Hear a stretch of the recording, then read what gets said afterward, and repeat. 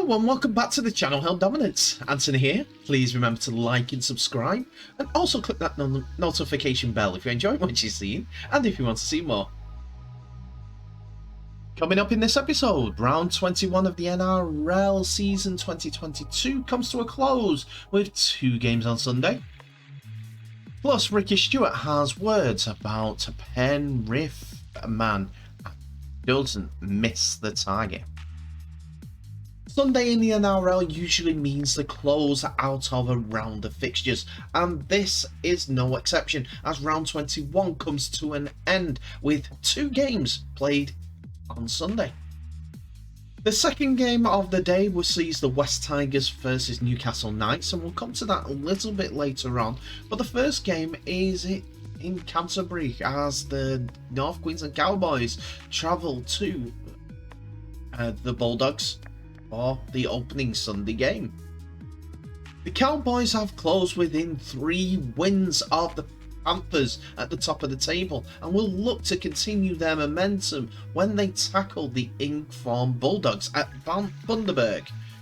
Having put the Dragons to the sword on Sunday, Todd Payton's men turn their focus to a danger game against the Bulldogs outfit, riding high on the exhilarating form of Matt Burton and Josh Addo-Carr. With wins in 4 of the past 6 games, the Bulldogs are serving notice that they are Premiership force in 2023. But before that, they can play spoiler for finals contenders the Cowboys, Eels and the Sharks in the coming weeks towards the playoff season. A carnival atmosphere is guaranteed at Bundaberg Salter Oval, and fans are in for a treat with both sides playing expansive and entertaining footy in recent weeks. So this is the team as it stands 10 hours out, so there could be further changes towards the game. But first of all, the Bulldogs. Raymond Fatiala Mariner is set for a late call-up after missing round 20 with a rib injury. Coach Mick Potter initially named the same 17-man squad as last weekend in defeat of the Titan, but Fatiala Mariner was promoted to the bench when the squad was trimmed to 19 24 hours before kickoff, with Harrison Edwards shifting to the reserves. But on the Cowboys side, winger Carl Felt will miss 2 games with a hamstring injury, and his place has been taken by Hamiso Tabuai-Fidau. Veteran Jake Granville is the new man on the bench. There were no changes to the squad when it was trimmed to 19 players 24 hours before kickoff. And it was the Cowboys who came out victorious 28 points to 18 over the Bulldogs, after Josh Addo-Carr was the beneficiary of a fantastic kick to start off the game from the Bulldogs. The kickoff going out into touch after bouncing, they got the ball back, and thus saw the Bulldogs attack up the pitch and score on the first minute. Matt Burton made it 2 tries in the 20 minutes for the Bulldogs, and it was looking good for them as Burton then made this first conversion for a 10-0 lead. Griffin Neame went over on the 30th minute, with Chad Townsend going over on the 33rd minute, both for the Cowboys. It was a 10 points all scoreline at half time, but Valentine Holmes added the first points to the second half with a penalty. Carl Flanagan, though, for the Bulldogs, was the beneficiary of a great kick from Matt Burton after Kiraz came down with the ball and offloaded it to Flanagan, who scored.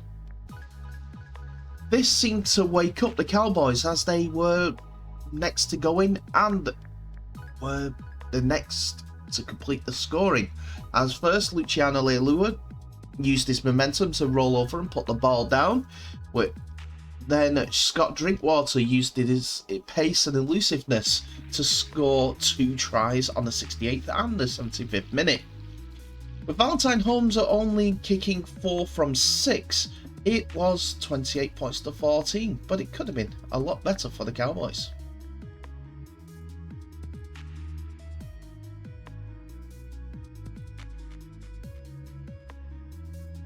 So with fallout after yesterday's game, Canberra Raiders coach Ricky Stuart has branded standing Panthers 5'8", German Salmon, a weak-gutted dog after his kick on Tom Starling.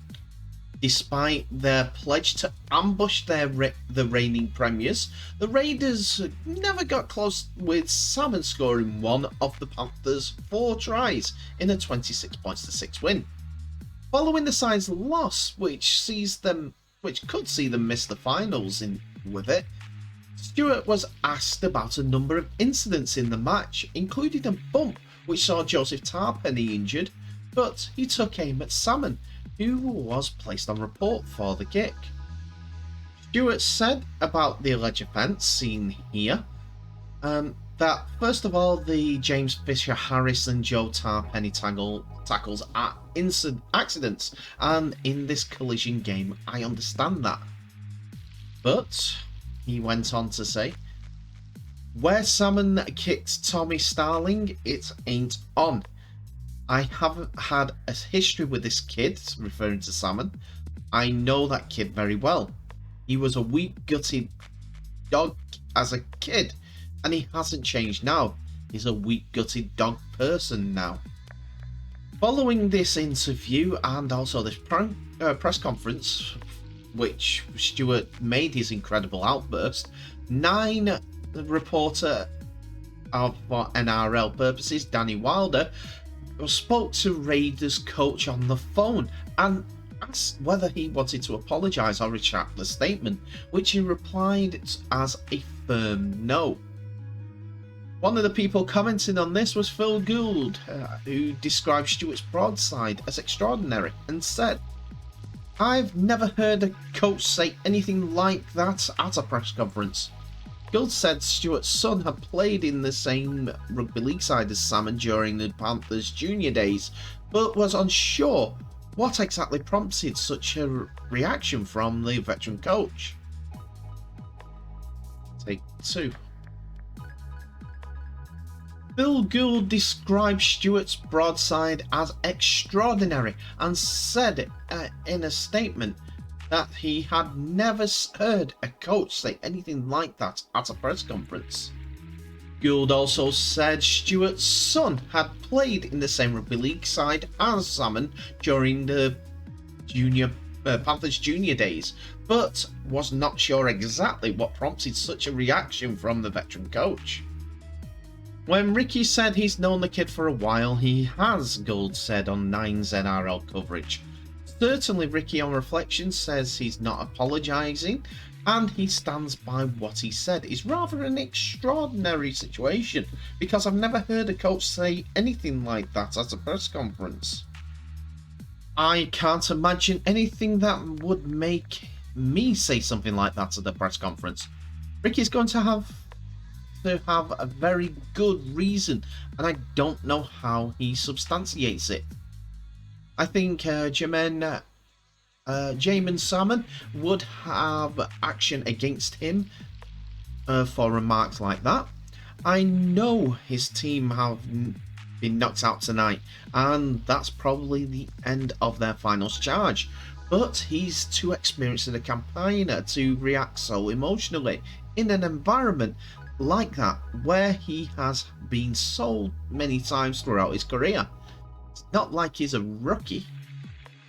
After Ricky Stuart's press conference, they turned to Ivan Cleary's Panthers press conference, and unfortunately for Cleary, he didn't have a good answer for anyone. He put it down to a small screen making it difficult to see the incident properly. He will review it, but he doesn't believe that Salmon did it on purpose. We'll have to see what the fallout is from this. It's going to be an interesting one. We'll find out in the judiciary when it comes up.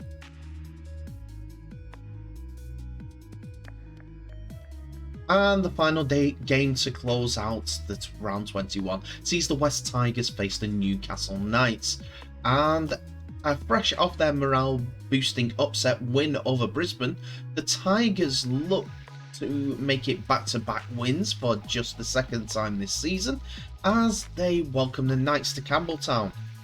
Brett Kamali's side moved off the bottom of the Telstra Premiership ladder with a much needed win over the Broncos and now find themselves just 2 points behind the Nova Castrians as they enter the final weeks of the regular season. Having battled injury and inconsistency all season, the Knights come into round 21 on the end of a 4-game losing streak and searching for answers with the worst attack and defence record in the 20 weeks of the season. Adam O'Brien's side will take some confidence from the 26 points to 4 victory they scored over the West Tigers earlier in the season, but much has changed for both sides since they squared off in round 2, with several new faces in respective sides. Speaking of which, here are the two teams less than 24 hours from the kickoff. West Tigers have youngster Finau Pole, who gets a second crack in the starting lineup as a replacement for Jackson Hastings, who's out for the season with a broken ankle. At 26, West Magpies New South Wales club captain Tom Freebrand will make his NRL debut off the bench. Luke Garner remains sidelined with a neck injury. No changes to the squad were on Saturday's 24 hours update. For the Knights, star centre Bradman Best returns from a thumb injury, so Enaria Tuala shifts to the wing, with Semi Sasagi goes to the bench. Prop David Clemmer will not be considered for selection due to disciplinary reasons, so his place has been taken by Jacob Saifiti. Utility man Kurt Mann remains sidelined with a quad injury, and also there have been no changes to the West Tigers side 24 hours out. And it was a close one thing between West Tigers and Newcastle Knights, as the Knights came out 14 points to 10 victors after taking the lead at half-time at 14 points to 0. Inari Tuala scored on the 5th minute and then on the 17th minute to open up the scoring. Then Tex Hoy, departing for Hull next year, scored on the 30th minute. Jake Clifford converted, and that was the only points that the Knights scored all day. Brett Naden in the second half opened the scoring for the West Tigers. Asu Kapoor scored on the 61st minute with a try. Then Adam Juihi converted the Naden try for the 10 points of West Tigers. But despite how much they huffed and buffed, it was going to be the Knights' day due to their decent enough defence. So here is the league table. The Panthers still running away with the league at 38 points from only 2 defeats all season, with the Cowboys Sunday win seeing them pick up the second place. And it's more or less as you were as throughout the table, as the Sharks, Storm and Eels all won to keep their places in the top 5 even. Rabbitohs' defeat sees them stay 6th, but the Broncos are the ones that are in a little bit of trouble as they now find themselves in 7th, despite being most of the season in 4th place. The Roosters are next on 24 points, with the Raiders on 22. The Seagulls are on 20 with the Dragons. Both teams are looking not to be involved in the playoffs this year, it looks like, but things can change for them. Then there's a 6-point gap to the Bulldogs and the Knights, who both were, well, the Knights winning got them back up to equal points with the Bulldogs. But the bottom 3 all lost, with the Warriors, the West Tigers and Titans holding steady in the wooden spoon positions. And that's it for another episode, ladies and gentlemen. Thank you so much for watching. Please remember to like, subscribe and share this video worldwide, as well as clicking that notification bell for any updates on new videos that may be coming your way. Tell me what your thoughts are of today's episode. There's a lot to go through. We go to see dog person being one of the things that are covered in rugby league, supposedly. Tell me what your thoughts are on Ricky Stuart's comments in the comment section below, as the comment section is all open to you this week. Tell me what your thoughts are of the two games. Knights coming out with a win over West Tigers. Good for them. Keeps them in pace with the Bulldogs.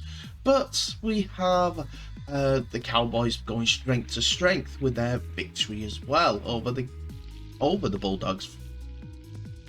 Anyway, what's going to happen in the playoffs? Are these going to be the settled team? Are teams going to show up for the end of the season to force their way in? Who knows? But it's up to you to tell me otherwise. But in the meantime, thank you so much for watching. Please remember to share this video worldwide. I will now wish you all the best, so please stay safe, and I'll see you in the next episode.